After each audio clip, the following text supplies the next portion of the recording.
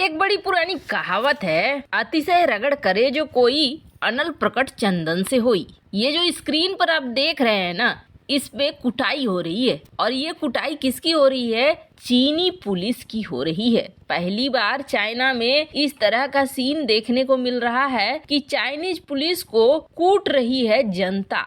आखिर जनता इतना ज्यादा क्यों भड़की हुई है? अब तो चीन को खुला छोड़ दिया है और वो भी 200 करोड़ लोग सैर सपाटे के लिए छोड़ दिया है। आओ और दुनिया भर में प्रसाद बांटो, और बहुतों को अपने देश में भी बुला रहे हैं कि आओ यहाँ से प्रसाद लेके जाओ। जानेंगे क्या है मामला। पर इन सब के बीच में आखिरकार चीनी जनता भारत के ऊपर भरोसा जता रही है, अपनी सरकार को छोड़ भारत से मदद मांग रही है। जानेंगे चाइना की ये फिल्म जो कि भारत के बारे में है, चीनी जनता में क्यों बहुत ज्यादा लोकप्रिय हो रही है। जियोपॉलिटिक्स में मचा है धमाल, जानने को है बहुत कुछ। आइए जानते हैं इन खबरों को विस्तार से। चाइना में इस वक्त जिस तरीके की स्थिति है उसका बयान करने का मतलब है कि एकदम हाहाकार वाली स्थिति है। यहाँ तक कहा जा रहा है कि सड़क किनारे भी लोग अब अंतिम संस्कार कर रहे हैं। 100 गृह अंतिम संस्कार की जगह सब भरी पड़ी है। लाइन लंबा लंबा लगा हुआ है। गली कूचों में भी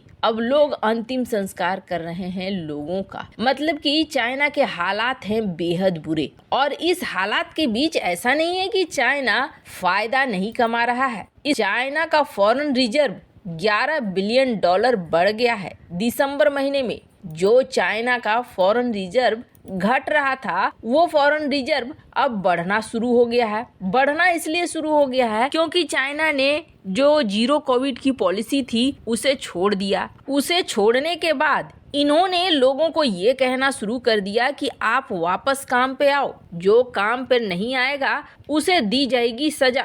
अब इस उल्टे काम के वजह से लोगों को काम पे आना पड़ रहा है और फिर से सप्लाई चेन में वापस आना चाह रहा है चाइना। और इसकी बढ़त भी दिख रही है कि हाँ, अब इसके फॉरेन रिजर्व में भी अंतर आने शुरू हो गए। ऊपर से ऊपर चाइना ने अब ये सोचा है कि हम तो मरेंगे, सबको लेकर मरेंगे। इन्होंने अब बॉर्डर भी खोल दिया और बॉर्डर खोलकर कहा कि जाओ, जहाँ जहाँ जाना है दुनिया भर में घूम सकते हो, घूमो। चीन में जहाँ महामारी अपने चरम पर है, यहाँ की आबादी का एक बड़ा हिस्सा संक्रमित हो चुका है। अस्पतालों में बेड, डॉक्टर की भारी कमी है। चीन भले ही अपने यहाँ के आंकड़ों को छुपा रहा है, लेकिन दुनिया वहाँ पर मची कोहराम को देख रही है। और ताजा हालात देखकर तो यही कहे जा रहे हैं कि चीन में हालात और बिगड़ने वाले हैं। अब ऊपर से शनिवार से चीन का लूना न्यू ईयर शुरू हो चुका है। ये 40 दिन दुनिया का सबसे बड़ा विस्थापन कहा जाता है। अब इसका क्या मतलब है? इसका मतलब ये है कि 21 जनवरी से आधिकारिक छुट्टियां शुरू हो जाएंगी। 2020 के बाद ऐसा पहली बार है जब बिना प्रतिबंधों के लूना न्यू ईयर मनाया जाएगा, यानी लोग यात्रा कर सकते हैं। और चीन के परिवहन मंत्रालय के अनुमान के मुताबिक अगले 40 दिन में 200 करोड़ से अधिक लोगों की यात्रा करने के अनुमान है। आपको बता दें, चीन में इस तरह की यात्राएं आमतौर पर नए साल के दिन से 15 दिन पहले शुरू होती हैं और लगभग 40 दिनों तक चलती है।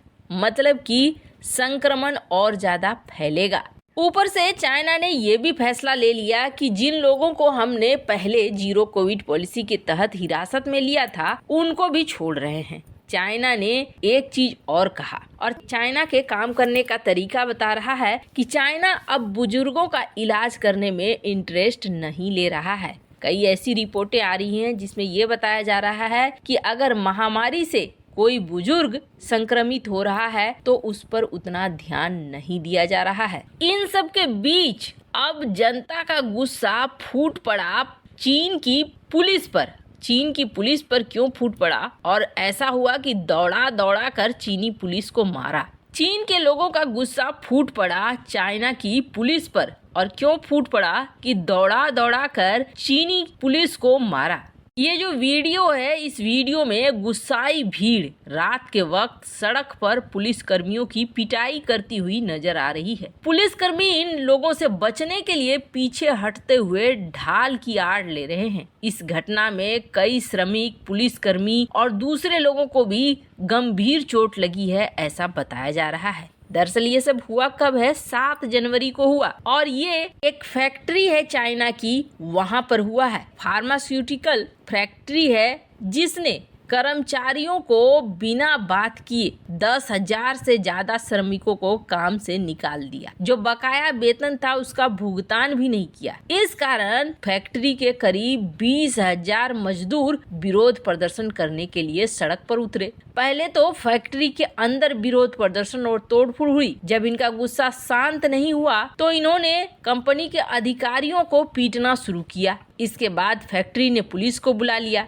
जिससे श्रमिकों और पुलिस के बीच झड़प होनी शुरू हो गई। वैसे आपको बता दें, ये दवाई कंपनी है और दवाई कंपनी में ये सब कुछ हो रहा है। इन दवाइयों की मदद से चाइना में लोगों को महामारी काल में दवाइयाँ मिल रही थी। और सबसे बड़ी बात ये है कि ऐसे समय में फैक्ट्री ने अपने मजदूरों को निकाल दिया जब चाइना में दवाइयों की जरूरत बहुत ज्यादा है। और अभी हालात ऐसे हैं कि चाइना के लोग भरोसा कर रहे हैं भारत के ऊपर। भारत की 4 दवाइयों को खरीदने के लिए बहुत ज्यादा मार मची हुई है। दरअसल भारत ने कोरोना के लिए 4 दवाइयों को अपने देश में परमिशन दी है और ये 4 दवाइयां हैं प्राइमोवीर, मैक्सिस्टा, मोल्नुनेट, मोलनाट्रिस। ये जेनरिक दवाइयां हैं जो भारत में ऑर्डर दी गई है कि आप इसका इस्तेमाल कर सकते हो और ये भारत में सस्ते में मिलती है। चाइना में भारतीय दवाइयों